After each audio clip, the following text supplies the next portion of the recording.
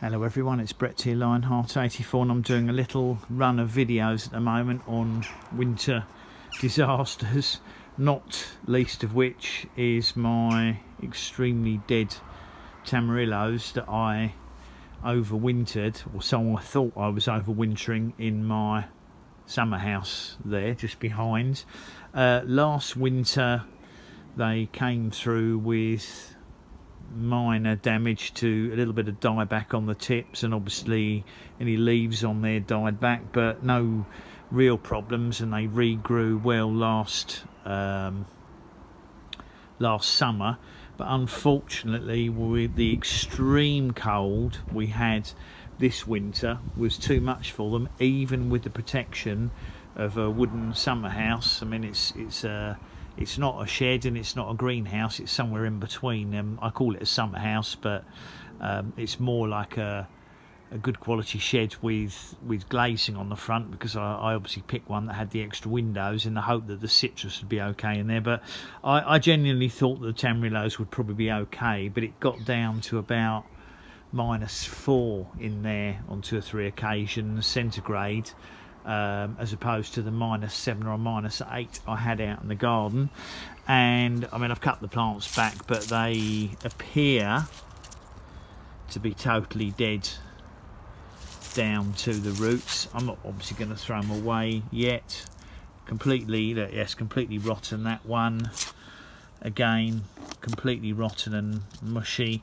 I won't throw them away, because you never know. It's possible, it's just possible that right below the soil down here, I don't know how good Tamarillos are at regenerating, but maybe if that's not rotted on the roots, I mean, this here is totally rotten.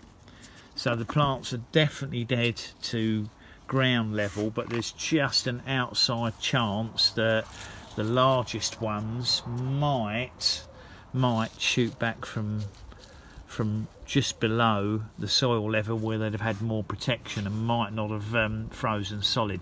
These are very soft stemmed plants, which means that unfortunately when it gets below freezing they very rapidly suffer a lot of damage. And I've already cut off about a month ago the tops just to tidy them up, but I'm going to leave them outside now just in case there's signs of life. Of course, the next problem you've got is, should they start to try and send a couple of shoots out, and perhaps that one this looks like the most promising one, which was the biggest plant. This one, I've got to say, looks totally dead. This one's definitely dead, and I'm afraid this one looks pretty rotten at the bottom to me, possibly not totally dead at the base. The biggest problem I'm going to get with these is if they try to shoot up, is probably the snails and slugs will eat anything that appears, but there's not an awful lot I can do about that. But I know people have been following my adventure with Tamarillos. I'm not going to grow any more. If obviously any of these send up a couple of shoots, I'll keep them.